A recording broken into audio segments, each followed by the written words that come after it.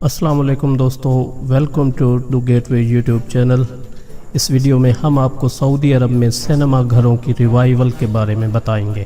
دوستو، جیسا کہ آپ جانتے ہیں کہ مملکت سعودی عربیہ اپنے نوجوان ولی عہد شہزادہ محمد بن سلمان کے مختلف اقدامات کی بدولت جدت پسندی کے سفر پہ رواں دواں ہے، اور اس جدت پسندی کے سفر کا کلائمیکس 18 اپریل 2018 کو سعودی عرب کے دارالحکومت ریاض میں سینما گھر کا کھلنا ہے، جس کا لائسنس ایک امریکی کمپنی امریکن ملٹی سینما یعنی AMC کو دے دیا گیا ہے۔ 35 برس بعد ریاض میں کھلنے والے سینما گھر میں پہلی فلم خانہ خدا نہیں بلکہ ہالی ووڈ کی مشہور زمانہ فلم دی بلیک پینتھر دکھائی جائے گی۔ سعودی عرب میں سینما گھر کھولنے کا لائسنس اس شعبہ میں سب سے بڑی امریکی کمپنی AMC کو دیا گیا ہے۔ سعودی وزارت اطلاعات و ثقافت نے AMC کے ساتھ معاہدے کی تصدیق کر دی ہے، جبکہ AMC کے ترجمان رائن نونان نے BBC سے بات چیت کرتے ہوئے بتایا کہ اس حوالے سے سعودی حکومت کے پبلک انویسٹمنٹ فنڈ کی ایک ذیلی کمپنی اور AMC کے درمیان معاہدہ طے پا گیا ہے، اور سعودی عرب میں AMC کا پہلا سینما گھر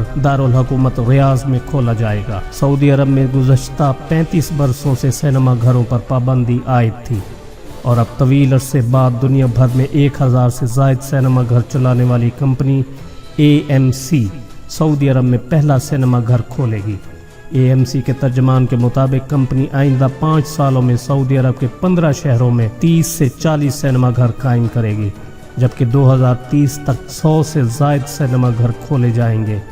ترجمان کے مطابق 2030 تک سینما سے $100 ارب تک سالانہ ریونیو جنریٹ ہو سکے گا، اور یوں سعودی عرب سینما کی سب سے بڑی علاقائی مارکیٹ بن جائے گی۔ سعودی عرب میں آنے والی اس جیسی متعدد بڑی تبدیلیوں کا کریڈٹ 32 سالہ ولی عہد شہزادہ محمد بن سلمان کو دیا جا رہا ہے، جو روایتی طور پر ایک قدامت پسند ملک میں خود کو جدیدیت پسند کی حیثیت سے پیش کرتے ہیں۔